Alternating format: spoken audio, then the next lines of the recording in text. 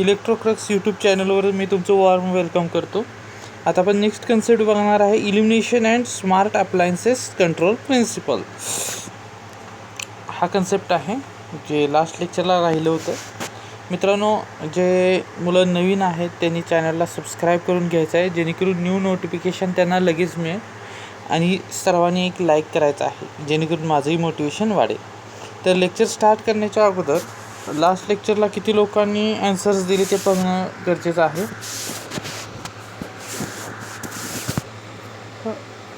प्रतिभा काळे, त्यानंतर कौसर शिकलगार आहे, कौसर शिकलगार नंतर विजय जाधव आहे,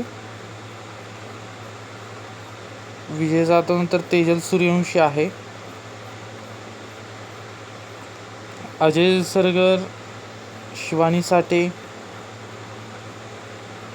त्यानंतर अमरजित काटकर,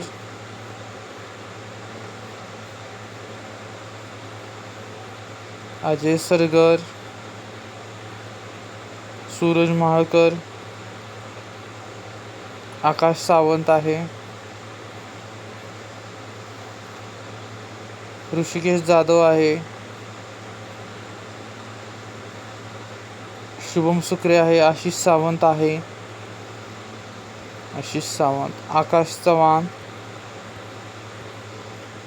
विशाल गणी आहे, अभय कांबळे, उत्कर्ष तिवाटणे, संकेत पानसे आहे, बालाजी यादव आणि बालाजी यादव या लोकांनी ॲन्सर्स दिलेले आहेत मॅक्झिमम क्वेश्चनची. तर चला आता आपण नेक्स्ट कन्सेप्ट आपला चालू केलं, illumination and smart appliances control.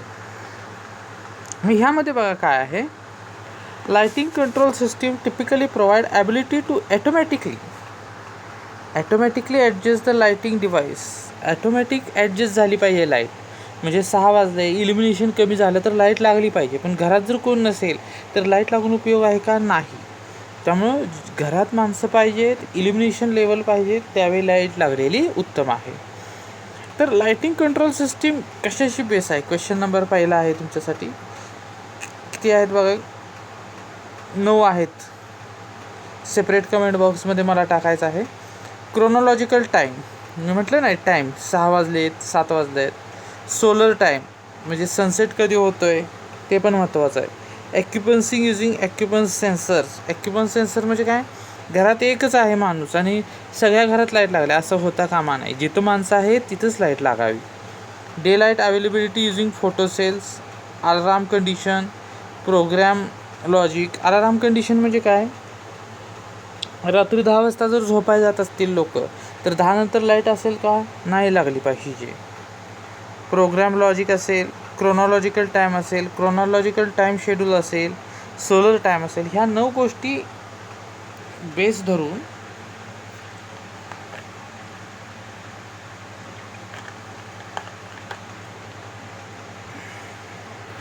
ह्या गोष्टी केल्या पाहिजे. तर बघा, solar time schedule incorporate sunrise and sunset times often used to switch outdoor lighting.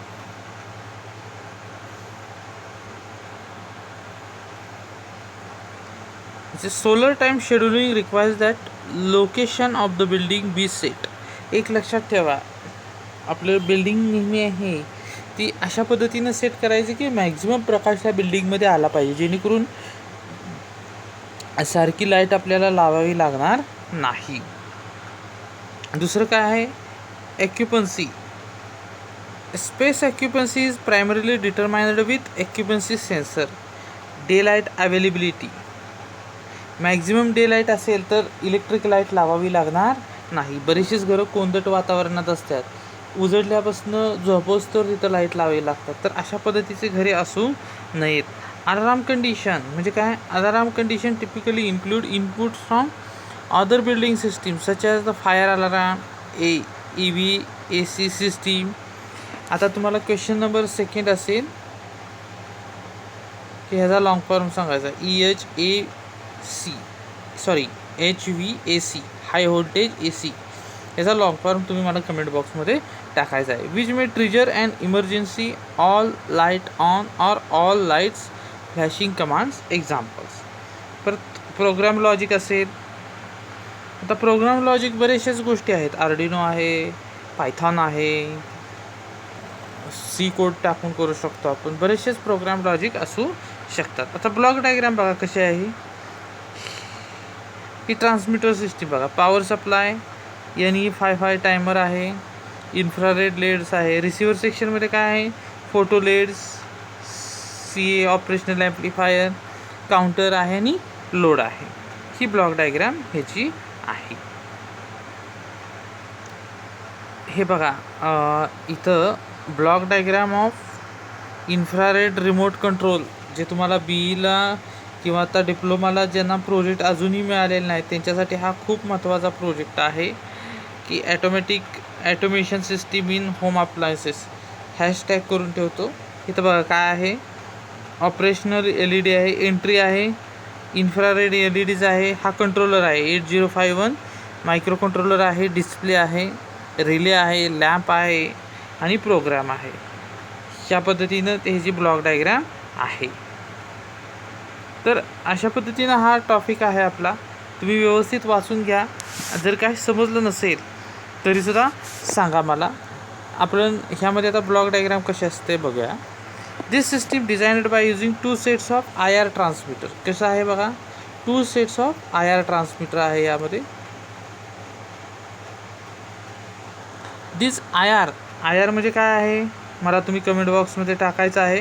What is mean by long form. Question number 3, long form of IR. These IR sensors are placed in such way that they are detect person entering and leaving the room.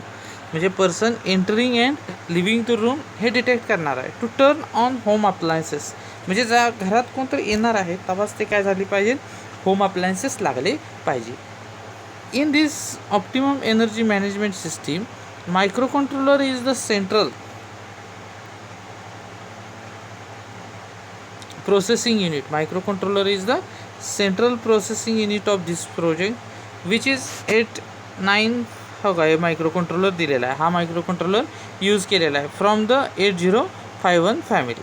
This system facilitate a direction visitor control counter for displaying the number of person inside the room. ह्याच्यामुळं काय करणार आहे, किती persons आत आहेत, किती persons त्याच्या आत आहेत हे कळणार आहे. Automatic room light controller with visitor counter. म्हणजे काय आहे, automatic room light controller with visitor counter. म्हणजे ह्यातमध्ये काय होतं बघा, when a person enter into the room an IR beam is obstructed between IR transmitter and IR receiver. This infrared किंवा IR, तुम्हाला हा क्वेश्चन मी विचारलेलाच आहे, IRचा लॉंग फॉर्म सांगा म्हणून. This IR abstraction from the sensor 1 gives a corresponding signal to the microcontroller. The microcontroller is programmed in a such way that by reception of the signal from the sensor 1 to turn on fans and light inside the room. Thus, microcontroller gives commands to the relay driver. अब बघा microcontroller काय करतो आहे, relay ड्रायव्हरला command देतो, which in turn relay such that all these appliances turn on. म्हणजे काय होतं आहे, मायक्रोकंट्रोलर रिलेला कमांड देतो आहे की किती सिग्नल्स ऑन करायचे आहेत ते. when the person leaves from the roof, another set of IR sensor enables to give the control signal to the microcontroller. म्हणजे बाहेर जाताना पण किती माणसं बाहेर गेलेले आहेत ह्याची सुद्धा तो काय देतो आहे, कमांड देतो आहे. Furthermore, similar to above process, this system turns off the appliances like fan, light. Apart from this, system also takes account of number of persons inside the room, so that this control operation is varied depending on the person available in the room. म्हणजे काय होतं आहे बघा, person आत किती आहेत आणि person त्याच्यातून बाहेर किती पडत आहेत ह्याच्यावर सुद्धा लाईटची इंटेन्सिटी डिपेंड राहत आहे.